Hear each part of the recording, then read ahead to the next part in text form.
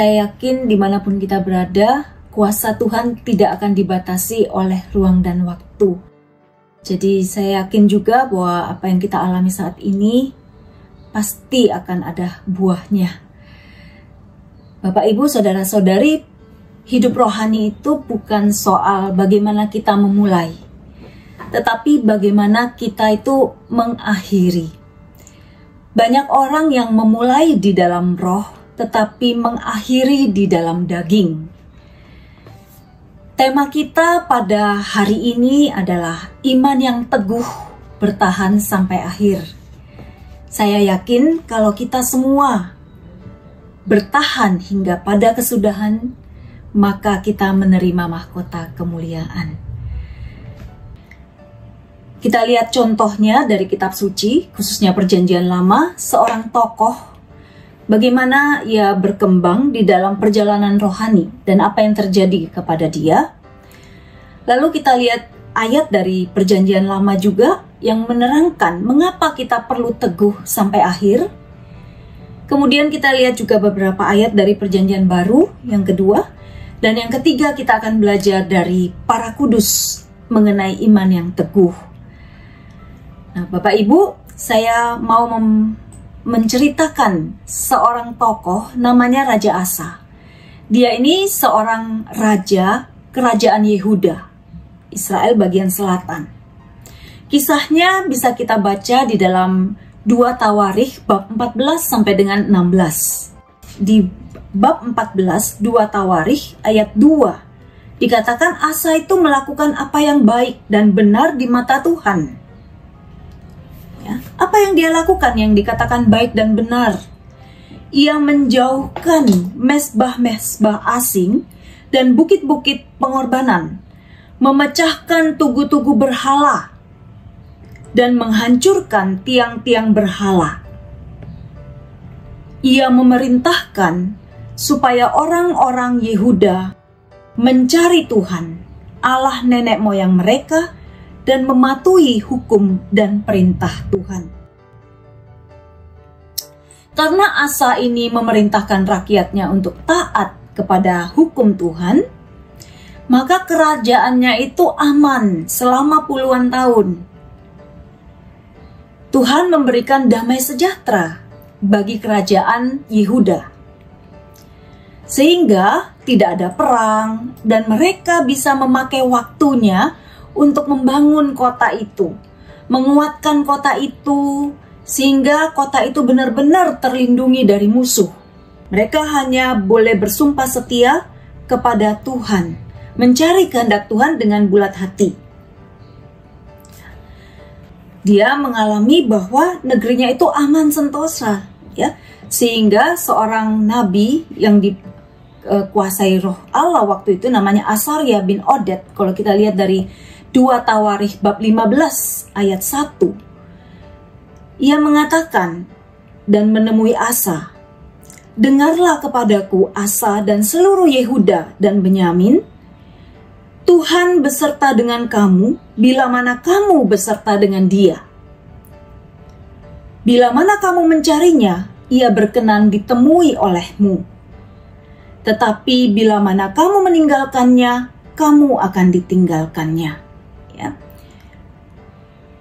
Jadi orang Israel diteguhkan, orang Yehuda diteguhkan bahwa bila mereka menyembah Allah, mereka akan mengalami damai sejahtera. Nah, sampai pada tahun ke-36 pemerintahan Raja Asa, mereka sudah mengalahkan begitu banyak tentara-tentara Ethiopia, Libya, yang tentaranya itu ratusan, puluhan kali lebih banyak daripada kerajaan Yehuda. Dan karena Asa berseru kepada nama Tuhan, Yehuda diselamatkan. Ya. Dengan panah, dengan tombak, mereka bisa mengalahkan tentara-tentara yang berkuda, yang membawa pasukan yang begitu besar, karena mereka berseru kepada nama Tuhan. Ya, mereka mengalami banyak sekali kemenangan-kemenangan.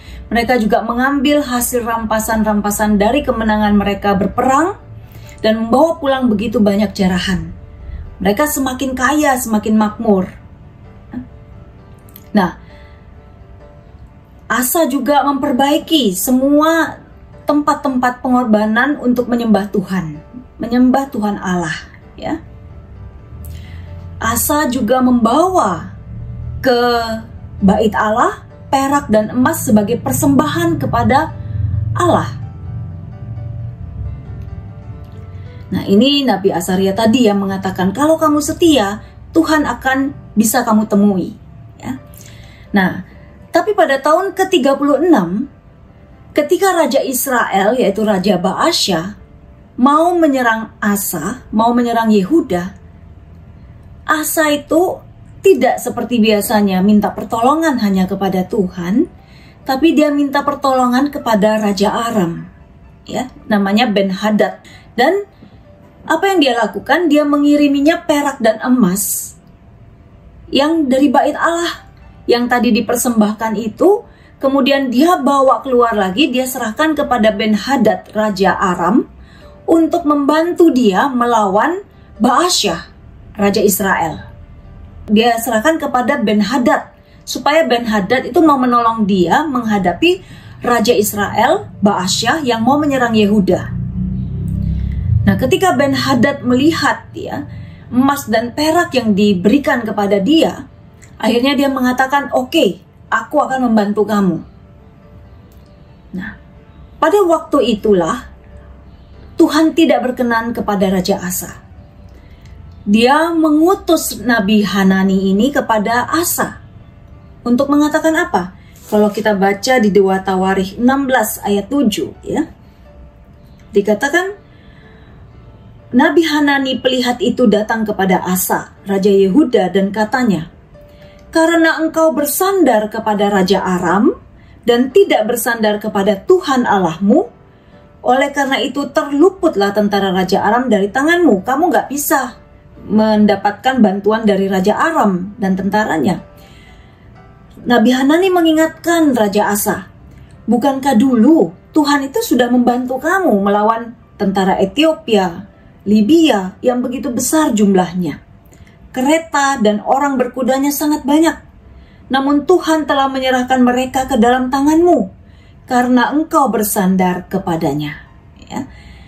Karena mata Tuhan menjelajah seluruh bumi untuk melimpahkan kekuatannya kepada mereka yang bersungguh hati terhadap Dia.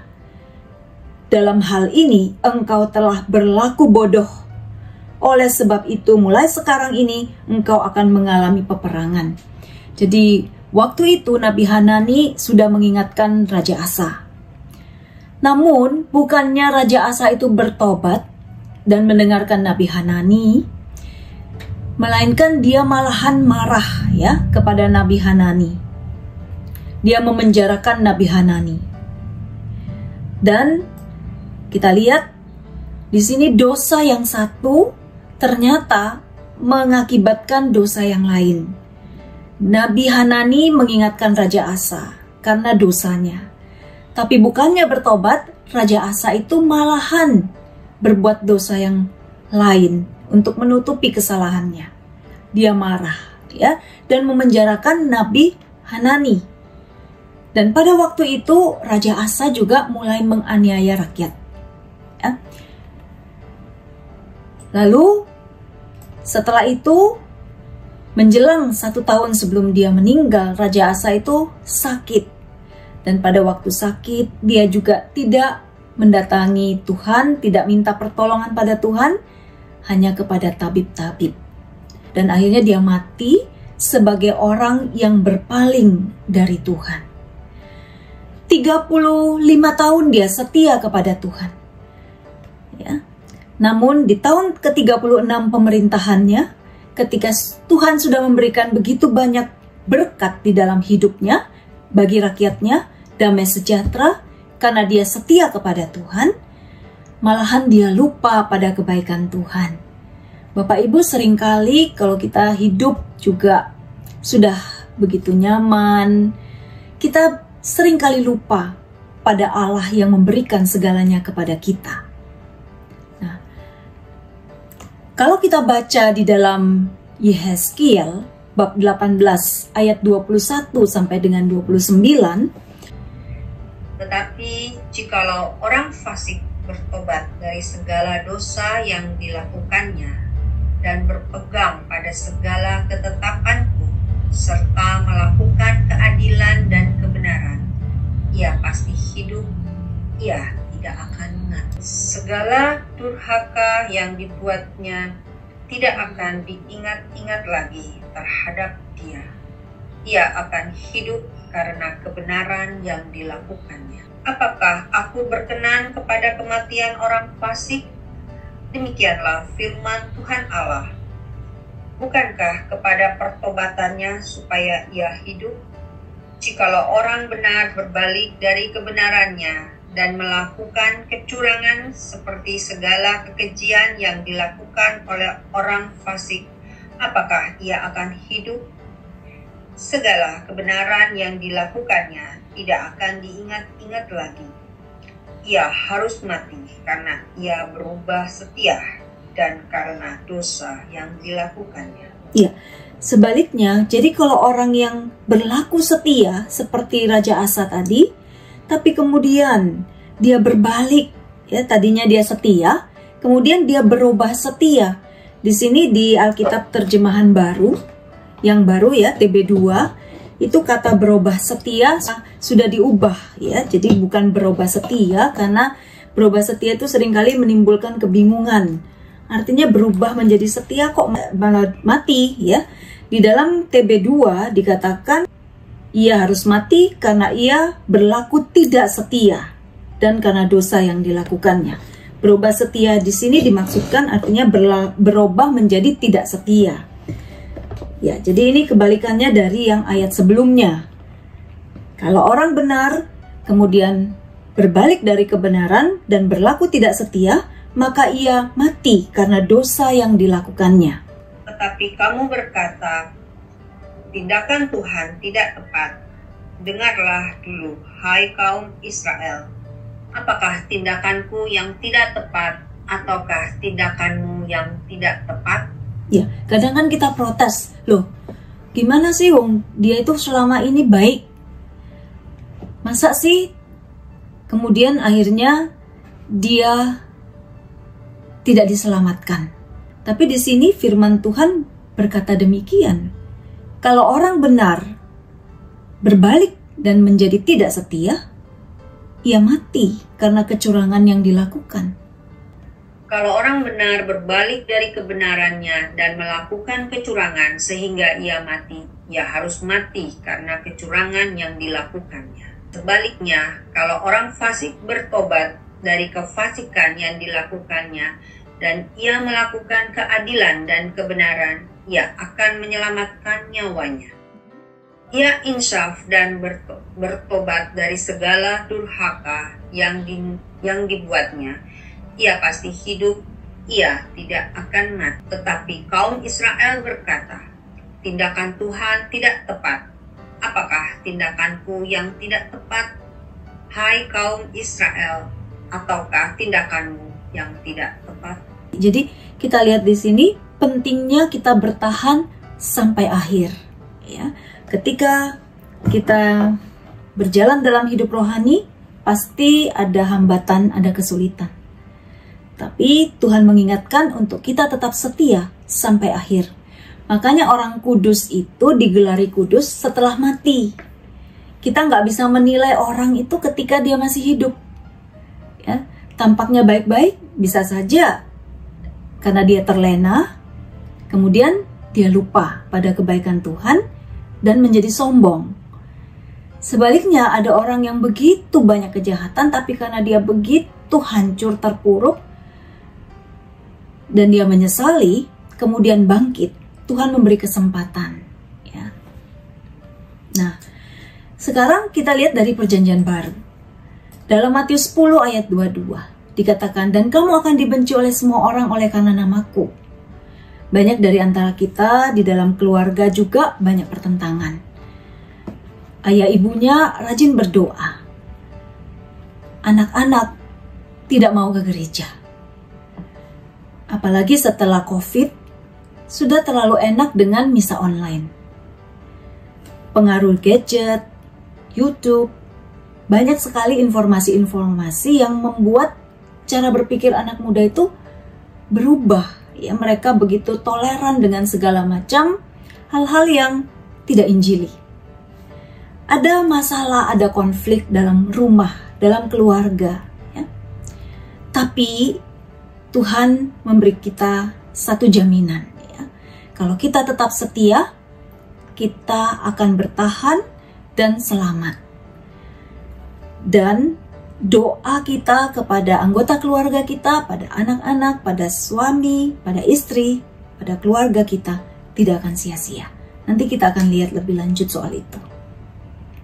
Nah, di dalam Lukas 21 ayat 19 dikatakan juga, kalau kamu tetap bertahan, kamu memperoleh hidup. Ibrani, sebab kamu memerlukan ketekunan supaya sesudah kamu melakukan kehendak Allah, kamu memperoleh apa yang dijanjikan. Jadi Bapak Ibu, seringkali perjalanan kita itu ada naik turun. Walaupun kita udah dibaptis, kita udah bertobat, kita udah melayani Tuhan, kadang-kadang kita masih ada juga jatuh di dalam dosa dan kelemahan. Makanya di dalam Amsal dikatakan, 7 kali orang benar itu jatuh, 7 kali dia bangkit. Artinya apa? Kita masih bisa jatuh di dalam banyak cacat celah. Tapi Tuhan itu masih proses kita terus. Pertobatan kita itu tiap hari. Ya.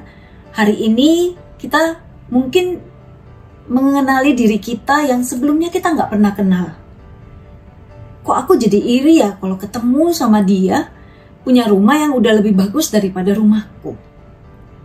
Sebelumnya ketika tidak ada saudara kita yang rumahnya lebih gede daripada kita, kita pikir kita ini udah baik, kita fine-fine aja. Tapi ketika kita dihadapkan pada kemewahan orang lain, di situ baru muncul mungkin kita tahu, ternyata aku ini masih ada rasa iri ya.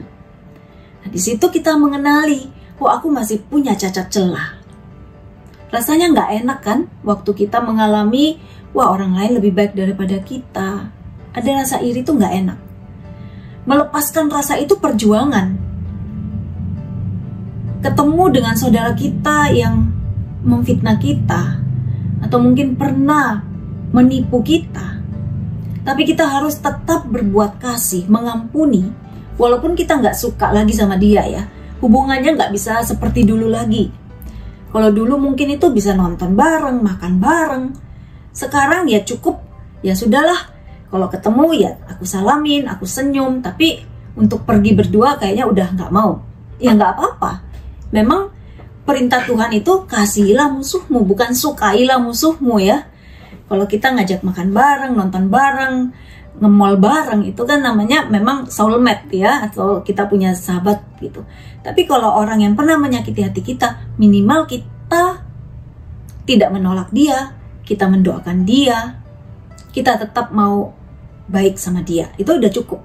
Kita udah melakukan kehendak Tuhan, mengasihi musuh kita. Nah, tapi itu berat. Nggak semata-mata itu seperti itu. Nah, tapi itulah proses yang kita alami. Ya. Saya pernah suatu kali, udah lama sih ceritanya, difitnah sama temen baik. Saya sakit hati banget. Lalu, itu waktu itu saya masih kuliah ya, masih udah lama banget. Tapi saya kebetulan ingat kisahnya. Saya berbulan-bulan tuh menyimpan rasa kesel banget. Nah, sampai suatu hari saya tuh ikut retret penyembuhan luka batin di Tumpang. Nah, waktu itu kan ada pembasuhan kaki. Kita bisa mengambil figur seorang yang kita anggap menyakiti hati kita untuk kita basuh kakinya. Semua itu diminta untuk melakukan pembasuhan kaki. Awalnya saya tuh nggak mau berdiri. Orang lain udah pada berdiri, udah melakukan, saya tuh nggak mau. Mengeraskan hati. Kok enak? Dia yang nyakitin, kok aku yang harus ngampunin gitu. Tapi karena agak ditanya lagi ya, didorong lagi oleh suster, ya saya melakukan itu dengan terpaksa karena hanya sungkan gitu sama suster. Nah, pada waktu saya melakukan membasuh kaki orang yang saya anggap sama temen itu, saya lakukan aja tanpa saya ada rasa ingin gitu ya. Ketika saya mengucurkan air itu di kaki orang yang saya anggap musuh saya itu, ternyata memang benar-benar hati saya itu seperti yang dibasuh dengan air dingin yang sejuk. Sehingga pada waktu itu betul-betul bisa terangkat ya rasa sakit hati saya. Ini adalah rahmat Tuhan karena saya mau melakukan satu langkah aja, yaitu mengambil tindakan kasih walaupun saya nggak pengen. Jadi kita bisa bedakan di sini antara tindakan mengasihi dan merasa mengasihi ya. Jadi merasa itu nggak terlalu penting. Yang penting kita bertindak dulu. Sama dengan iman. Disuruh mendoakan orang yang sakit. Kalau disuruh mendoakan orang yang sakit luka batin mungkin kita berani. Tapi kalau orang yang sakit lumpuh, kita mungkin kadang-kadang berpikir, waduh jangan saya deh, nanti kalau nggak berjalan kan aku malu. Apalagi aku udah pelayan Tuhan nih. Nanti aku mempermalukan Yesus gitu kan. Mungkin itu pikiran kita sampai akhirnya kita nggak berani. Karena berpikir saat itu nggak siap. Kita merasa iman kita kecil. Nah, padahal kan iman itu sekali lagi kita udah tahu ya, bukan soal kita rasanya seperti apa ya. Kalau kita dihadapkan pada suatu masalah yang besar, mendoakan penyakit yang besar, pasti kita merasa iman kita itu kecil. Nah, tapi justru itu kan yang diminta oleh Tuhan itu hanya iman yang sebesar biji sesawi. Biji sesawi itu lebih kecil dari kacang hijau, telasih gitu ya. Chiaseed gitu, chiaseed. Tahu ya, chiaseed. Nah, itu satu, segitu aja gitu. Jadi memang hanya itu yang dibutuhkan untuk bertindak. Jadi kalau kita merasa iman kita kecil, ya kita bertindaklah dengan iman yang sebesar biji sesawi itu. Untuk memindahkan gunung penyakit yang rasanya tuh besar. Gunung masalah yang rasanya tuh gede banget. Nah, tapi memang itu yang diminta oleh Tuhan. Tapi kita kan biasanya dibalik oleh kita. Kita pengennya rasanya iman kita gede dulu, baru kita mau mendoakan penyakit yang sebesar biji sesawi. Kita mau iman kita yang segede gunung dulu rasanya, ya. Nah, sekali lagi di situ iman kan bukan soal rasa, tapi bagaimana kita wujudkan dalam tindakan. Nah, ketika iman kita itu kita wujudkan dalam tindakan, itulah kasih. Kita mau mengasihi orang yang membutuhkan, bukan memikirkan reputasi kita. Wah, gimana ya kalau nggak terjadi sesuatu? Nah, padahal iman kita itu bisa tumbuh ketika kita bertindak. Kita mempraktekkan, kita melakukan doa penyembuhan. Ya, kita mendoakan orang yang sedang sakit, yang sedang terluka batinnya. Di situlah wujud iman, dan di situ kita akan lihat penyertaan Tuhan. Nah, jadi ketika kita menerima satu tugas yang rasanya lebih besar dari diri kita, lebih besar dari kemampuan kita, justru disitulah tindakan iman. Ya, jadi Bapak Ibu terima ya kalau ada suatu tugas dan kita merasa kita tidak mampu. Justru di situ tandanya kita harus menerima. Karena itu pekerjaan Tuhan, itu pekerjaan iman. Bapak Ibu ya. Nah, dikatakan juga di dalam Ibrani, kita perlu menyiapkan diri untuk perjalanan yang panjang. Berlomba dengan tekun dalam perlombaan yang diwajibkan. Marilah kita melakukannya dengan mata yang tertuju kepada Yesus. Jadi artinya, perjalanan kita ini prosesnya panjang. Kalau kita kan biasanya minta umur panjang ya. Oleh sebab itu, perjuangan kita ini juga panjang. Tuhan terus akan proses kita. Jadi jangan mudah mengatakan cukup sama Tuhan. Artinya, aku udah cukuplah segini aja, aku udah cukup mencintai Tuhan, udah cukup aku melayani Tuhan. Tidak pernah ada kata cukup dalam kita mengasihi Tuhan, dalam kita mengenal Tuhan, dalam kita mengerti firman Tuhan. Ya, jadi ada rasa haus dan rindu untuk terus mengenal Tuhan. Nah, di dalam perjalanan kita itu kita menghadapi ujian, tapi ujian ini yang perlu supaya kita tekun. Bapak Ibu kadang-kadang hidup yang gampang-gampang aja itu tidak menghasilkan karakter yang kuat, ya. Tetapi ketika orang hidupnya itu susah, di situ dia belajar untuk bertahan hidup. Survivalnya itu lebih kuat, ya. Demikian juga dalam iman. Iman itu sering kali tumbuh dalam penderitaan dan dalam pendengaran akan kitab suci. Nah, kenapa kok dikatakan di dalam kitab Sirah, Kalau engkau mau melayani Tuhan, bersiaplah juga dengan pencobaan. Karena memang kita perlu latihan. Ya, jadi segala pencobaan itu sebenarnya adalah latihan buat otot-otot rohani. Supaya kita sanggup juga punya teposeliro, ya, empati kepada orang yang susah. Dan kita sanggup juga untuk menolong mereka. Ya. Nah, dan pencobaan itu tidak melampaui kekuatan kita. Karena Allah itu memberikan kepada kita sesuai dengan takarannya kita masing-masing. Jadi kalau yang kita rasanya, aduh Tuhan udah gak kuat, ya itu memang batas yang perlu kita lewati supaya kita bertumbuh lagi, kita berkembang lagi. Kalau sesuatu yang biasa, itu sudah gak ada efeknya buat kita. Tapi kalau sesuatu yang rasanya lebih gede lagi, lebih susah lagi, itulah yang membuat kita tuh makin berkembang. Nah, dan dikatakan, ya, berdoa. Yohanes Salib mengatakan, setiap jiwa perlu tahu bahwa walaupun Tuhan tidak menjawab doa kita segera, tapi Dia tidak pernah gagal untuk menjawab doa kita pada saat yang tepat jika kita tidak menjadi lemah dan berhenti berdoa. Makanya tadi saya katakan, ketika kita terus berdoa, maka pada waktu Tuhan, kita akan melihat hasil doa kita. Kadang-kadang saya juga percaya ya bahwa doa itu bukan soal mengubah orang, tetapi mengubah hati kita supaya bisa menerima kehendak Tuhan.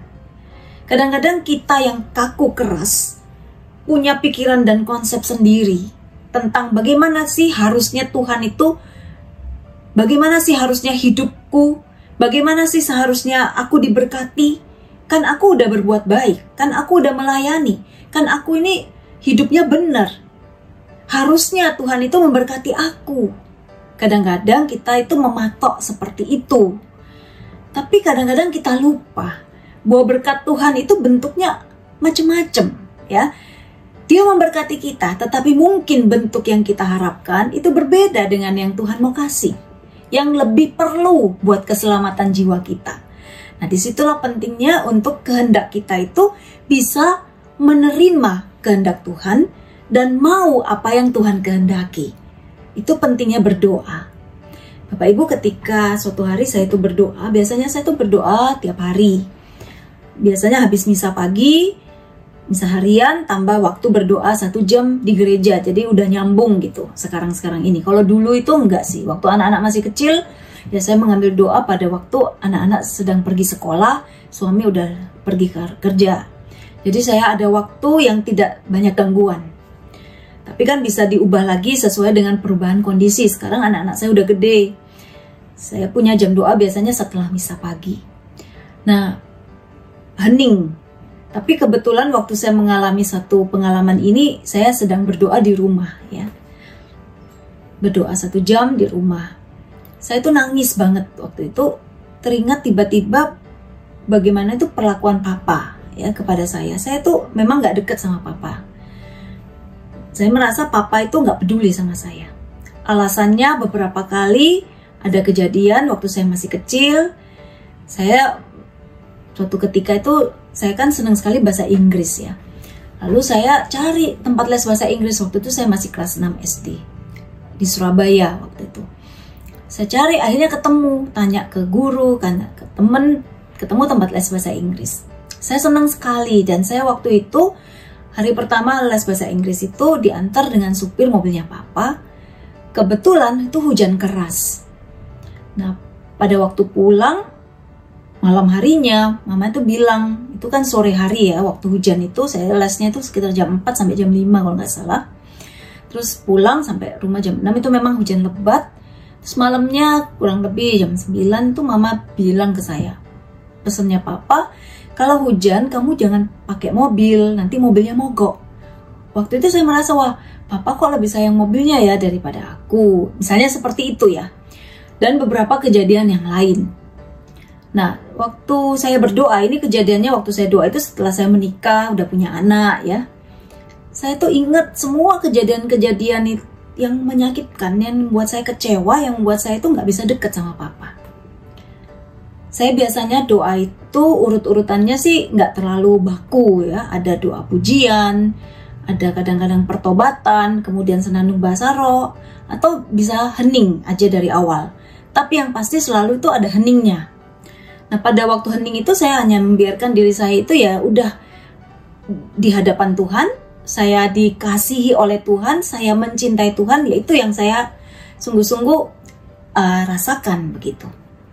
Nah, pada waktu itulah, pada saat hening itu muncul tuh perasaan-perasaan emosi negatif yang mungkin selama itu tuh saya pendam begitu dalam, sehingga nggak bisa deket sama papa. Ketika perasaan itu muncul, rasa sakit hati, jengkel itu begitu kuat ya, saya rasakan, dan saya nangis. Nah, setelah itu emosinya keluar, tiba-tiba saya tuh mengerti sesuatu. Tuhan itu seperti ngomong sama saya, papamu dulu itu juga tidak mengalami kasih dari orang tuanya, sehingga dia nggak ngerti caranya itu mengekspresikan kasihnya kepada kamu. Wah, saya waktu itu mengerti dan tersadar akan suatu hal ya, dan saya diingatkan juga, kamu udah lebih dulu mengalami kasih Tuhan. Saya udah mengalami kasih Tuhan itu sejak sebenarnya udah SMP, saya ikut novena. Setiap kali pulang novena tuh saya nangis, rindu banget sama Tuhan. Terus kuliah, pernah ikut retret awal, dan di situ saya mengalami pencurahan Roh Kudus, resting, mengalami hidup baru, gitu kan. Nah, terus Tuhan ingatkan, kamu udah lebih dulu mengalami kasih Tuhan. Sekarang kamu terlebih dahulu kasih papamu. Waktu mendapatkan sentuhan, itu namanya buat saya ya, sentuhan kasih Allah itu masuk ke hati saya, mengubah apa yang selama ini saya nggak bisa ubah dengan diri saya, kemampuan saya sendiri. Itu adalah rahmat. Setelah doa itu, kemudian saya minggu berikutnya itu datang ke papa, terus ya nemenin makan. Sebelumnya saya sering datang ke rumah mama papa juga, tetapi ya tetap ya hanya basa-basi, hati nggak bisa deket gitu. Tapi ya pada waktu itu saya lebih tulus mengasihi papa, nemenin papa, ngajakin papa pergi, dan menawarkan untuk dibaptis. Dan puji Tuhan, 1 tahun sebelum papa meninggal, papa udah sempat dibaptis. Jadi saya mengalami bahwa di dalam doa pribadi, Tuhan itu menyembuhkan saya, menyembuhkan luka batin saya. Ya. Nah, sekarang bagian ketiga. Bagian ketiga ini saya pengen kita belajar dari para kudus, dari Katerina dari Siena. Dia mengatakan pentingnya untuk usaha kita keras sekali mencapai persatuan dengan Tuhan. Jadi kalau kita udah mulai hidup rohani kita ya, mendekat pada Tuhan, ingat tujuan kita itu bukan untuk supaya kita dapat karunia ya. Bukan tujuannya supaya kita itu menikmati hiburan-hiburan dalam doa. Bukan tujuannya supaya kita merasa nyaman dengan segala macam pengalaman rohani saja, bukan. Itu bukan tujuan akhir. Makanya kadang-kadang Tuhan itu menarik tuh hiburan rohani ketika kita doa waktu awal-awal bertobat. Kayaknya banyak sekali hiburan, doa kita cepat terjawab. Ya. Tapi setelah kita ikut Tuhan puluhan tahun, kok rasanya doanya jadi biasa aja ya. Bisa kering, kadang-kadang nggak ngerti Tuhan ini denger apa enggak. Udah doa-doa kok lama banget gak dijawab.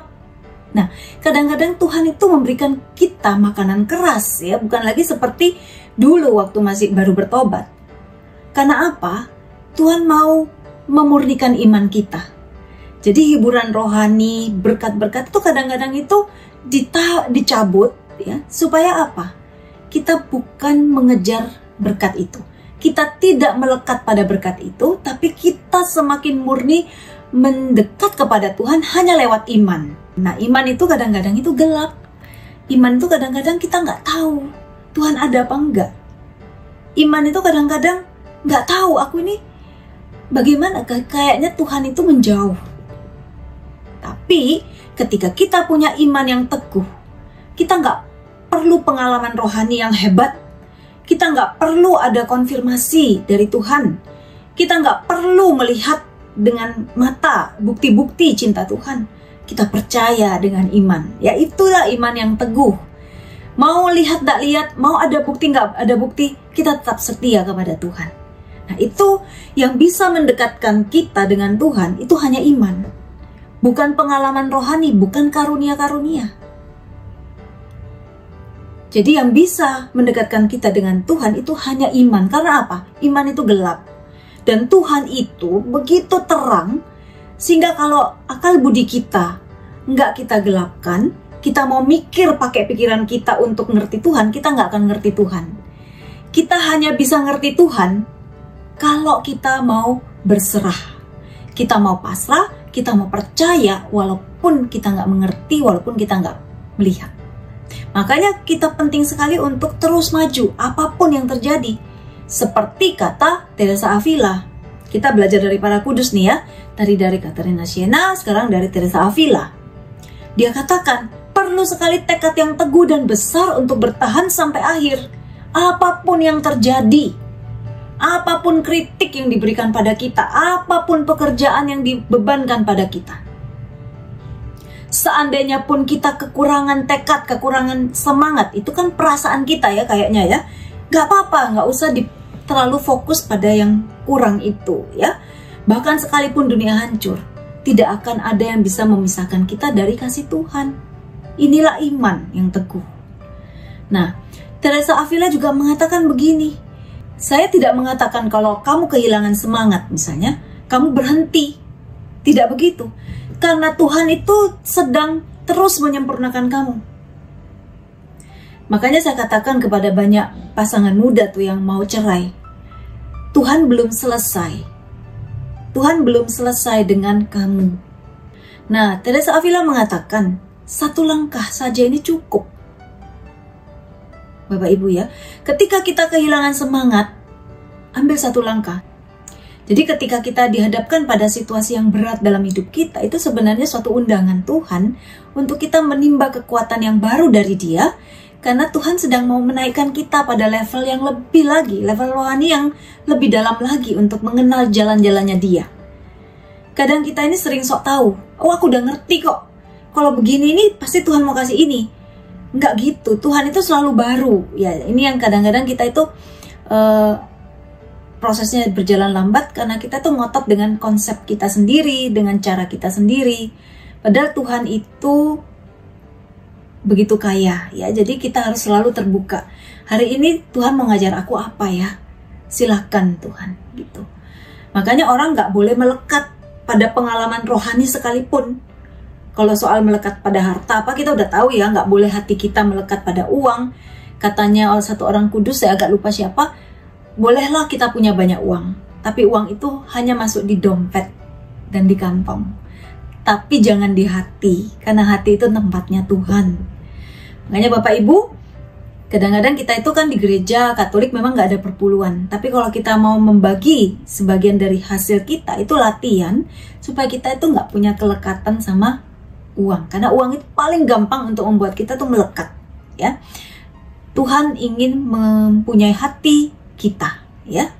Nah, Teresa Avila juga mengatakan apa yang kita lakukan untuk Tuhan tuh hampir benar-benar gak ada artinya, kecil sekali. Seperti saya katakan tadi, saya hanya perlu datang pada Tuhan, hanya perlu buka kitab suci, hanya perlu berseru kepada Tuhan. Tuhan, aku udah gak kuat lagi. Tuhan, aku gak ngerti apa kehendak-Mu. Hanya itu yang kita butuhkan untuk tetap beriman. Ambil satu langkah ya, walaupun tampaknya kita udah gak kuat. Nah, tekad yang kecil ini ternyata menghasilkan anugerah yang luar biasa. Makanya kata Teresa Avila, jangan bodoh untuk tidak mau mengambil satu langkah saja. Karena Tuhan menyediakan anugerah yang sungguh besar. Keselamatan. Ya. Dan juga Katerina Siena bilang, kamu jangan pernah berhenti berdoa. Jangan nyerah berdoa. Ada orang-orang kudus itu kalau pada waktu berdoa itu diserang oleh si jahat. Diserang dengan pikiran cabul, sampai mereka takut. Loh, kalau aku berdoa, kok jadi pikiranku malah kotor? Mereka takut.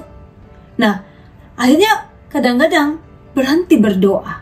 Ada orang-orang dari kita juga, wah, kalau berdoa kok gangguannya banyak banget ya. Kalau mau ikut Tuhan, mau hidup benar, kok malah banyak sekali ya pencobaan. bisnisku kok jadi seret dan lain sebagainya. Padahal sebenarnya Tuhan itu sedang mau membersihkan. Apa yang ada kotor-kotor dari diri kita itu sedang dibersihkan. Makanya rasanya tuh banyak masalah, banyak rasa sakit dalam hidup kita. Karena Tuhan sedang mau membersihkan kita. Bapak Ibu, tahun berapa ya? Tahun 98 apa 2000, suami saya itu dulu tuh nyimpen duit tuh banyak ya. Kebetulan waktu itu di bank di Singapura. Dijalankan oleh fund manager gitu untuk falas. Nah, dalam waktu 6 bulan itu cepat sekali menyusutnya asetnya, uang itu, sampai betul-betul habis. Padahal uang itu jumlah yang ya 70% lah dari apa yang suami saya miliki. Suami saya itu dulu bisa dikatakan uangnya itu Tuhan. Pelit ya, kemudian juga hitungan. Tapi setelah proses itu terjadi, itu memang sempat sangat gelap gitu hidup kami. Dia tuh mengalami suatu proses yang katanya tuh untung nggak gila gitu. Nah, waktu suami saya diproses itu, pasti saya kan juga kena efek. Tapi untungnya saya udah lebih duluan tuh diproses sama Tuhan lewat suami kan. Suami nggak ngizinin pelayanan, nggak ngizinin gini, katanya saya pelayanan itu hanya cari popularitas dan lain sebagainya gitu. Ya waktu itu rasanya sakit ya, karena saya merasa, wah aku niatnya melayani, niatnya tulus kok, tapi kok dibilangin gitu. Tapi ya itulah namanya manusia ya, selalu merasa dirinya benar, tapi sebenarnya orang lain yang bisa melihat sisi diri kita yang kita nggak bisa lihat. Karena dibilangin gitu, terus kadang pernah suatu ketika suami bilang, gak usah pelayanan kemana-mana, anak-anak masih kecil. Nah waktu itu saya hanya di rumah aja, baca kitab suci, baca buku rohani, tapi ternyata itu adalah proses pemurnian Tuhan juga buat saya. Nah, setelah saya diproses, suami saya kan diproses juga gitu. Tapi setelah apa yang menjadi kelekatan uang itu dihabisin, ternyata suami saya itu sekarang itu hidup itu tanpa merasa sungguh-sungguh bebas ya, dengan apa yang dia miliki, bisa nyumbang lebih banyak, dia bisa menikmati dan tidak ada kelekatan di situ. Itu prosesnya sih berat ya, tapi puji Tuhan hasilnya itu luar biasa. Ada damai gitu. Dan tidak pernah berkekurangan. Gitu ya. Nah jadi kita nggak usah takut ketika kita ikut Tuhan ada masalah. Kata orang kan, oh tambah deket sama Tuhan kok tambah banyak ya kesulitan. Itu karena proses pemurnian. Kalau kita baca di Mazmur 73, kita jangan cemburu sama orang fasik. Oh kok yang nggak ikut Tuhan, yang nggak pelayanan, hidupnya nyaman, hartanya banyak, rumahnya tambah terus, mobilnya tambah bagus, dia sehat-sehat aja, gemuk badannya. Tapi kita nggak lihat di ujung sana itu licin sekali jalannya. Ketika dia masuk di dalam situ melihat akhir dari hidup orang fasik itu licin.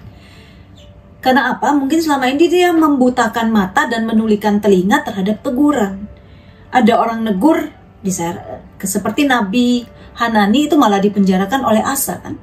Orang yang sudah hatinya keras untuk uang, keras untuk mendapatkan kekuasaan, akhirnya teguran-teguran tuh diabaikan, ya, orang lain itu dibungkam. Jadinya tahu-taunya sudah terpelecok, masuk penjara misalnya gitu, ya kan?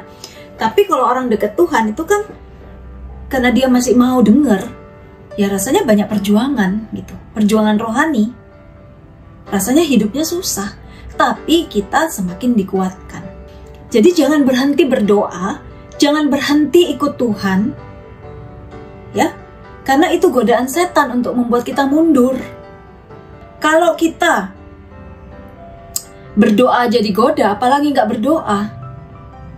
Kalau orang yang sudah tidak ikut Tuhan, ya sudah, dia nggak akan digoda lagi, karena dia udah jadi sekutunya si jahat. Apanya yang mau digoda gitu? Dia juga nggak perlu berbuat baik, jadi nggak ada lagi perjuangan rohani. Nah, Teresa Avila juga mengatakan jangan berhenti berdoa, maka Tuhan akan menyediakan segala sesuatu demi kebaikan kita, walaupun kita tidak menemukan seorang pun mengajar kita. Jadi Bapak Ibu, berdoa itu penting ya. Yohanes Vianney mengatakan semua orang kudus memulai pertobatan mereka lewat doa, dan dengan doa mereka bertahan hingga akhir. Semua orang yang terhilang adalah karena mereka melalaikan doa. Jadi Bapak Ibu, itu yang kita pelajari tadi. untuk tetap punya iman yang teguh sampai akhir, kita lihat belajar dari kegagalan orang lain juga, ya, tokoh Asa. Lihat, 35 tahun dia setia, tahun ke-36 dia berlaku tidak setia kepada Tuhan, akhirnya dia mati sebagai orang yang tidak berkenan pada Tuhan, ya, menjauh dari Tuhan, ya. Kemudian yang kedua, kita lihat tadi dari Perjanjian Baru begitu banyak ayat-ayat yang menekankan penting untuk setia sampai akhir. Paulus juga katakan, jangan sampai setelah kita sendiri menyampaikan sabda Tuhan kita ditolak. Artinya penting untuk kita tetap rendah hati sampai akhir. Dan yang ketiga, dari para kudus yang mementingkan untuk kita punya tekad yang teguh. Kalau kita kehilangan semangat, ambil satu langkah saja. Dan sebagai penutup, satu cerita. Ketika suatu kali saya diminta untuk membawakan satu renungan di persekutuan doa, saya itu sedang kehilangan semangat. Saya betul-betul merasa saya nggak layak untuk menyampaikan sabda Tuhan. Saya merasa betul-betul waktu itu saya nggak bisa. Sampai saya cari ke Romo beberapa, ke teman-teman untuk menggantikan saya, tapi nggak ketemu orang yang mau dan yang bisa pada waktu itu. Tema saya waktu itu perjuangan hingga akhir, ya. Nah, itu masih kurang 2 minggu. Saya merasa belum menemukan betul-betul tema, topik, pengajaran yang harus saya bawakan, bagaimana contoh-contohnya nggak ada, saya sendiri sedang dalam kondisi yang sangat down. Tapi menjelang beberapa hari itu harus ada pelayanan lain, pelayanan doa yang saya perlu lakukan. Saya mulai tetap ikut dan situ saya mulai kembali ada semangat, ya. Dan pada waktu saya menyampaikan sabda Tuhan itu, akhirnya tibalah hari H. Selesai saya menyampaikan sabda Tuhan, ada seorang ibu itu datang pada saya. Terima kasih ya tadi firmannya, itu menguatkan. Tadinya saya itu udah niat akan mundur dari pelayanan setelah pulang besoknya. Maksudnya itu hari itu PD-nya malam hari. Besok saya sudah mau ngomong ke Romo, bahwa saya akan mundur. Tapi setelah tadi saya mendengarkan pengajaran, bagaimana perjuangan saya sendiri ya, yang juga jatuh bangun, tidak bersemangat, tapi saya tetap melakukan karena saya ada komitmen, saya punya jadwal dan saya mau berkomit untuk melakukan. Ternyata ibu itu dikuatkan, ya. Jadi kita lihat lewat perjuangan kita, lewat kelemahan kita, justru di situ Tuhan bisa pakai kita. Itulah suatu pemberian dari kekurangan, ya. Tapi seperti janda yang miskin, Tuhan melihat itu berkenan kepadanya.